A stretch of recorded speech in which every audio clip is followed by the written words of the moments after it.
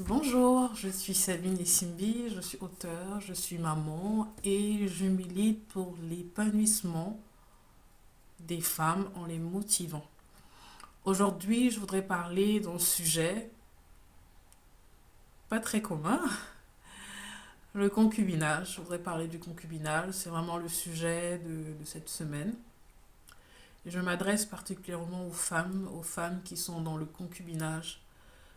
Je comprends qu'avec la situation actuelle, le monde dans lequel nous vivons, nous soyons contraintes souvent de nous mettre en couple avec des personnes et envisager de vivre avec elles, avec des hommes à l'occurrence.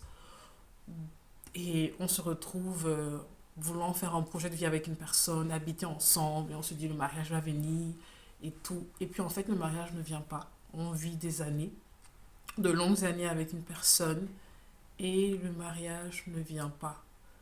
Il y a des enfants même qui s'installent dans le couple, mais toujours pas de mariage. Monsieur, vous faites des allusions, oui, je vais voir tes parents, mais ça ne vient pas. Au bout de longues années, ça peut faire 5 ans, ça peut faire 6 ans, des enfants naissent, vous vivez, mais il n'y a toujours pas de mariage. La question c'est de savoir comment sortir du concubinage. Moi, je vous dirais, un homme, un homme c'est comme un chasseur. Un homme a besoin d'avoir une proie qu'il chasse. Ça veut dire quoi? Ça veut dire que tant qu'il n'a pas encore sa proie, il est toujours en train de lutter, de chercher des stratégies, comment faire pour atteindre sa proie. Et en tant que femme, on doit avoir ça à l'esprit. Un homme à qui vous donnez tout, tous les honneurs, il ne vous a pas épousé, mais vous êtes sa femme, vous lui faites à manger, vous, vous lui faites des enfants, vous assurez tout son confort, sans qu'il n'ait à faire des efforts. Je vous le promets, mes sœurs, il ne tiendra pas, il ne fera rien, parce que vous lui avez tout donné. À un moment donné, pour sortir du concubinage, il est important de reconnaître votre valeur en tant que personne et aussi en tant que femme. Moi, ce que je vous conseille, c'est vraiment, malgré que vous avez déjà des enfants avec cet homme, d'avoir, de penser à vous, de vous dire qu'est-ce que j'aurais aimé, est-ce que c'est comme ça? Premièrement, c'est la première question qu'il faut se poser. Qu'est-ce que j'aurais aimé en fait? Est-ce que c'est comme ça que j'aurais aimé vivre avec un homme qui ne m'honore pas devant mes parents, devant mes amis, devant ses parents, devant nos familles? Est-ce que c'est comme ça que je voudrais vivre? Et de se dire, si la réponse est non, c'est pas comme ça que je voudrais vivre, prenez sur vous et partez. Partez. Partez dans la mesure où, quand vous partirez, c'est à ce moment-là, s'il vous aime vraiment, il saura en fait que il a besoin de vous. Il a besoin de vous avoir et il va se battre pour vous avoir. Ça veut dire quoi?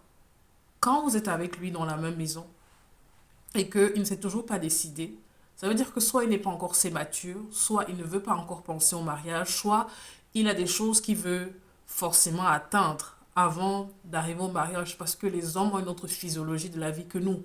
Ils se disent peut-être qu'il faut que j'ai d'abord un bien immobilier avant de me mettre avec elle. Il faut que j'ai déjà peut-être telle somme, une somme d'argent dans un compte bancaire avant de me marier avec elle. Et tant qu'il n'a pas encore accompli ça, il ne se lance pas dans le mariage. Et c'est souvent ça le problème avec nous. La différence entre nous et les hommes. Les hommes, eux, ils pensent factuel et nous, on est dans les émotions. Si vous voulez que votre mari, votre homme vous épouse finalement et que vous quittez du concubinage, moi, ce que je vous conseillerais, c'est de quitter de là. S'il vous aime vraiment, il va trouver les moyens nécessaires, il va faire tout ce qu'il faut pour aller vous récupérer chez vos parents ou où vous habitez, mais de façon à ce que ça soit dans un cadre bien établi, légalement, il viendra le faire. S'il ne le fait pas, alors vous savez qu'il ne vous a jamais aimé et que vous étiez juste, excusez-moi le terme, une roue de secours pour lui. C'est du genre, j'attends ma femme, celle que j'aime, j'attends cette femme-là qui va venir changer mon cœur, qui va venir faire un boom à mon cœur pour me marier avec elle. Et en attendant, j'ai quelqu'un qui est là avec qui je suis, je couche, je fais des enfants. Vous savez, les hommes ont cette capacité, même s'il a 10 enfants avec vous, du jour au lendemain, il peut vous abandonner pour une autre. Par contre, nous, en tant que femmes, avoir 10 enfants, on n'est pas forcément toujours... La probabilité pour avoir un autre homme est de, je veux dire, un millième, quoi. Donc, prenez sur vous et quittez et partez. Rentrez en famille, prenez un appartement, vivez avec vos enfants et mettez votre homme sur les faits accomplis, s'il vous aime, qu'il vienne vous rechercher, dans une base légale, en vous épousant. S'il ne le fait pas, arrêtez de souffrir.